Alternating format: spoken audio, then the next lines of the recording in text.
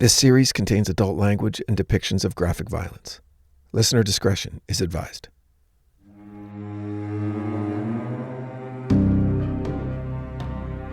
Back in 1978, the Spanish government enacted a new constitution that divided the country into 17 autonomous communities. This was done partly to ensure that the wonderfully diverse nature of the citizens of Spain would be maintained. These autonomies, or regions, can loosely be considered like regions in the United States. Not the states themselves, but regions like the Northeast, the Midwest, the Deep South. Just hearing those names elicit a strong sense of what to expect from the people there. Accents, religious beliefs or lack thereof, political leanings, etc. Same with these regions in Spain. And similar to the different regions in the US, there are separate government entities that make up each region. Where we have states within those regions, Spain has provinces within these autonomies. Now, just because the new Constitution of 1978 made these regions official autonomies, doesn't mean these borders were created in 1978. Not by a long shot. These regions in Spain have a rich, often violent history dating back several centuries. Specifically, in the mid-1300s in Andalusia, the southernmost region in Spain, just across the Strait of Gibraltar from Africa. Since the early 700s AD, Andalusia was under Muslim control after the conquest of General Tariq in the year 711. Within the region of Andalusia today, there are 8 provinces, including Granada. But way back in 1362, Granada was a Moorish emirate, and the last Sultan of Granada, a man named Abu Sa'id, was having a lot of trouble with his Christian neighbor to the north, King Peter the Cruel of the Castile region. Now, Abu Sa'id was rumored to control an enormous treasury containing gold and jewels from all corners of the Muslim world, and King Peter was covetous of that wealth. King Peter was one of many European rulers engaged in what would later be called the Christian reconquest of the Iberian Peninsula, a series of bloody military campaigns aimed at recapturing the kingdoms lost to the Muslim Caliphate more than 600 years prior. And they were winning. Abu Sa'id knew that Peter the Cruel had his number and that it was just a matter of time. And after a string of battles where Sa'id's army sustained heavy losses, he was finally willing to talk terms of surrender. Yes, he was absolutely interested in sparing as many innocent lives as he could, but he mostly wanted to save his own skin and as much of his own wealth as he possibly could before he would be forced to relocate somewhere back in Arabia. I mean, that was how deposed rulers who peacefully surrendered were historically treated, and that's what he expected. Proposed terms he received from King Peter were a little vague, but he was pretty sure everything would be cool. And as a token of his appreciation for favorable terms, the Sultan, Abu Sa'id, retrieved the prize of his royal treasury before he left Granada to present it as a gift to King Peter. A massive ruby the size of a golf ball that was considered priceless. Welcome back to The Devil Within. You're listening to The Curse of the Impostor Stone.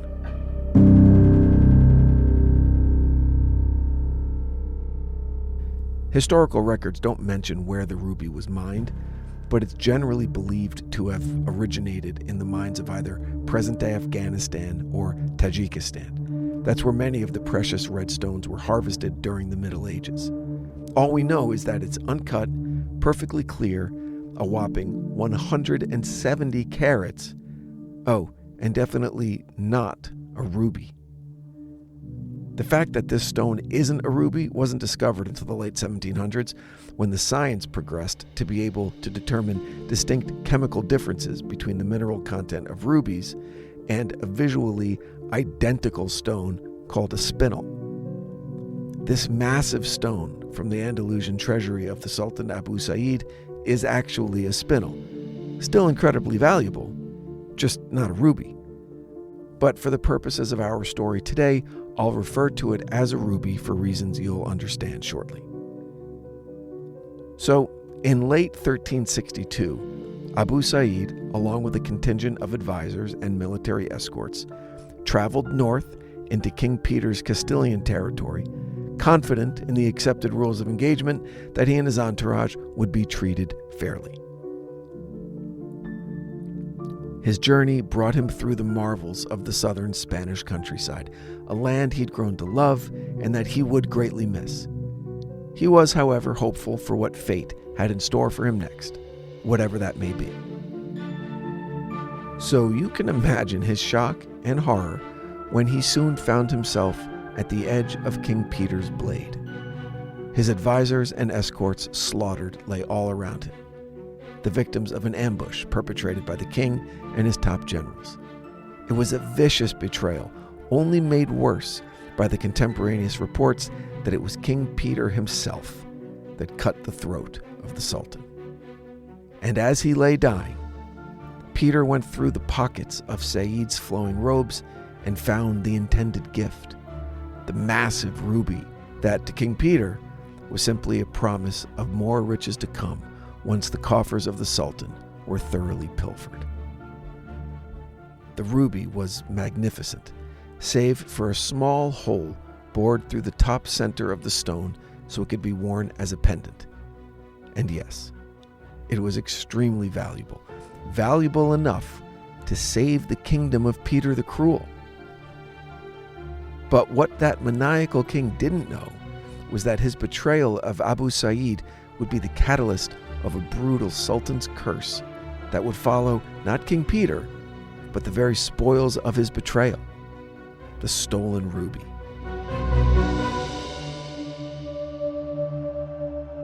Not long after Peter took over the Sultanate of Abu Sa'id, he faced an imminent threat from an unexpected enemy, his own brother,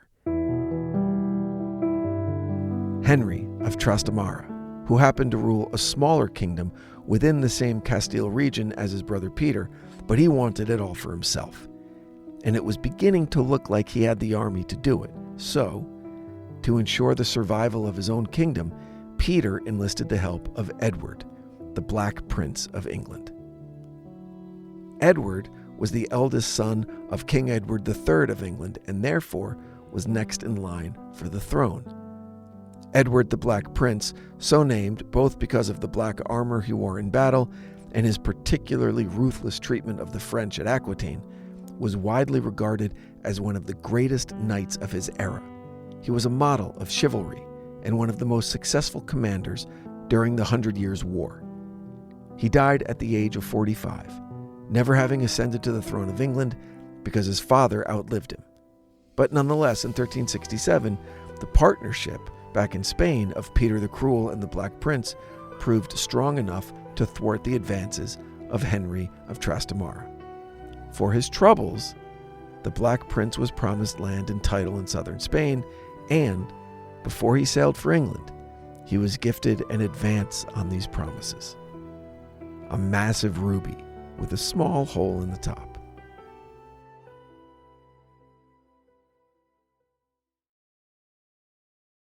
What happened in Spain over the next few decades is another story altogether, but we're going to stay with the brilliant red gemstone, now and forever referred to as the Black Prince's ruby. As mentioned, Edward would die before becoming king, suffering a slow, painful death and passing along this ruby to his son, Richard II. Richard II would actually become king in 1377 with the ruby proudly displayed among his most prized possessions. He would reign for more than 20 years, but would, towards the end, seemingly succumb to either insanity or a severe personality disorder that led to his first cousin, Henry IV of Bolingbroke, to overthrow Henry, imprison him, and ascend the throne. Henry II would die in prison. Shortly after becoming king, Henry IV would begin suffering from several ailments that led to a slow, painful death 15 years later. A crippling and painful skin disease, perhaps leprosy, was a near constant cause of discomfort, along with serious bouts of either epilepsy or cardiovascular disease that led to several non-life-threatening heart attacks over the final 8 years of his reign. Henry finally died in 1413, and the Black Prince's ruby was passed on to his son, King Henry V. Immortalized by William Shakespeare, Henry V is considered among England's greatest warrior kings, even if his domestic record was basically one of neglect. He preferred the battlefields, fighting to defend and expand the great British Empire, and he absolutely loved the Black Prince's ruby. At the famous and extraordinarily consequential Battle of Agincourt, Henry V wore a helmet adorned with jewels, including the Black Prince's ruby. During the fighting, Henry suffered a blow to the head delivered by the French Duke of Alençon with a freaking battle axe. The helmet saved Henry's life, but was feared lost in the mud and blood of the battlefield. Henry's forces would eventually win the day, the helmet would be recovered, and the ruby was returned safely to England. Henry would die in August of 1422 after contracting a mysterious illness, alternately believed to be dysentery, smallpox, or an undetermined bacterial infection. He was only 35 years old. The ruby he so coveted would return to the royal treasury until the next king called it into service. 4 generations later, Richard III would become king after the previously believed rightful heir, Edward V, was declared illegitimate and denied the throne. A Council of Lords supported this finding, and Richard was proclaimed the rightful king in June of 1483. Interestingly, Edward V, the boy who might have been king, along with his younger brother, were being held in the Tower of London and mysteriously disappeared completely in August of that same year. Barely 2 years after the coronation of Richard III, Henry Tudor arrived in England with a French army and faced off with Richard's forces at the Battle of Bosworth. On August 22nd, King Richard III would don a battle helmet with the Black Prince's ruby prominently displayed on the front as he led his troops against the enemy for the last time. That day, Richard would become the last English king to die in battle. Henry Tudor would then assume the throne of England as King Henry V, and the massive ruby would remain in the possession of the crown.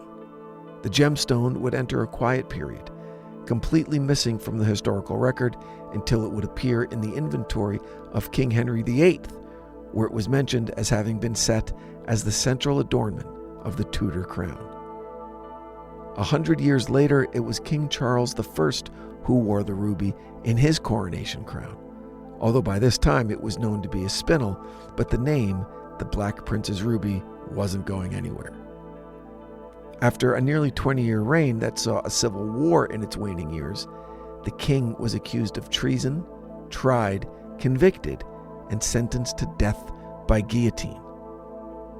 Following the trial and execution of a king, Oliver Cromwell, the man largely responsible for all of it, saw that the crown jewels were dismantled, melted down, and sold off, along with just about every other symbol of the monarchy. In 1660, after 11 years of England existing as a commonwealth, the monarchy was restored with the coronation of Charles II, and the Black Prince's ruby was again listed in the crown jewels collection. And there it has remained, where, so long as the wearer isn't engaged in acts of war, the curse seems to settle down and not confer gruesome death to the King of England. Indeed, every coronation since the time of the Tudors has seen the Black Prince's ruby prominently displayed right there, front and center, for the whole world to see. In all likelihood, mined by slave labor in the Middle East, added to the coffers of an invading, occupying army in Western Europe, intended to have been a gift of a newly forged peace until a betrayal set a country and a continent on a new path. And then it bore witness to some of the most influential men fighting and dying at the most critical times in a nation's history, deaths that made historians believe the stone itself carried an awful curse. And we know the test for that curse: the battlefield. Hopefully, England will never again see the need to send her king into the fight. But should that eventuality arrive, they should make certain that the Black Prince's ruby stays behind in the Tower of London with the rest of the crown jewels, just to be safe. Thanks for listening to this quick episode of The Devil Within. More on Friday. Be sure you're following The Devil Within wherever you get your podcasts so you never miss an episode. You could also check out our socials at The Devil Within Pod on Instagram, Facebook, and YouTube. Until next time, stay safe out there. The Devil Within is a Cloud 10 Media production, recorded live at Bel Air Studios in Los Angeles, California. Written and produced by Brandon Morgan. Executive produced by Sim Sarna. Our post-production supervisor is Bruce Whitkin, who also provided original music for this episode. For The Devil Within, I'm your host, Brandon Morgan.